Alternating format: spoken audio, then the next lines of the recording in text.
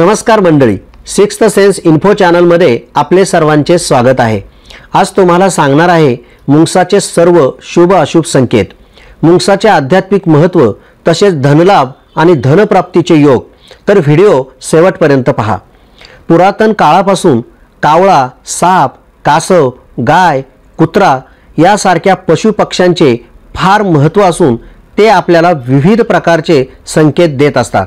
आपल्या हिंदू धर्मशास्त्राप्रमाणे मुंगसाला विशेष महत्त्व असून मुंगसाचे दर्शन झाले की साक्षात श्री विष्णूंचे दर्शन झाले असे म्हणतात।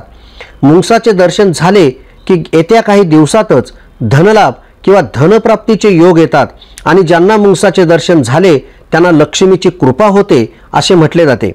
मुंगूस दिसणे हे अतिशय शुभ मानले जाते आणि त्यामुळे विविध प्रकारचे शुभ संकेत मिळत असतात। मुंगूस हा अतिशय चपळ प्राणी असून तो ज्या परिसरात राहतो तेथील लोकांना सापांपासून भीती नसते।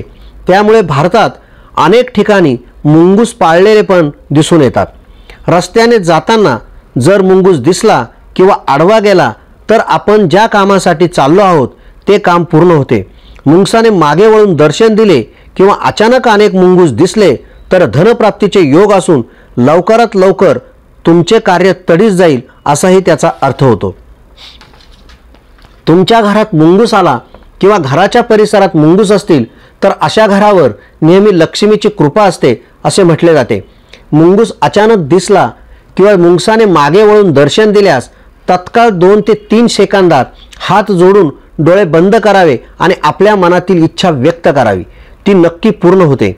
घरामध्ये मुंगसाची प्रतिमा किंवा छोटी मूर्ती ठेवल्यास घरात नेहमी सुख शांती राहते, तसेच सकारात्मक ऊर्जा टिकून राहते, त्यामुळे नकारात्मक गोष्टींचा परिणाम होत नाही।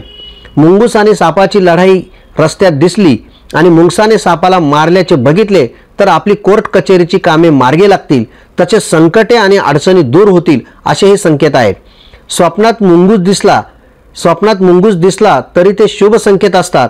मुंगूस खेळताना पाहिले किंवा सतत मुंगूस दिसत असतील तर त्यांच्या आयुष्यात चांगल्या घटना घडत असतात।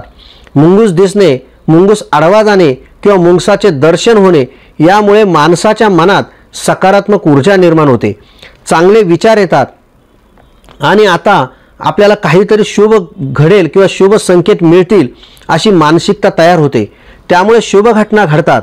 आपले परंपरागत चालत आलेले जे ज्ञान आहे किंवा जे शकुनशास्त्र आहे, तसेच आलेले जे अनुभव हे पुढील पिढीला माहिती व्हावे यासाठी हा व्हिडिओ बनवला आहे। तुम्हाला मित्रांनो व्हिडिओ आवडला असेल तर नक्की लाईक करा, शेअर करा आणि सबस्क्राईब सुद्धा करा। धन्यवाद।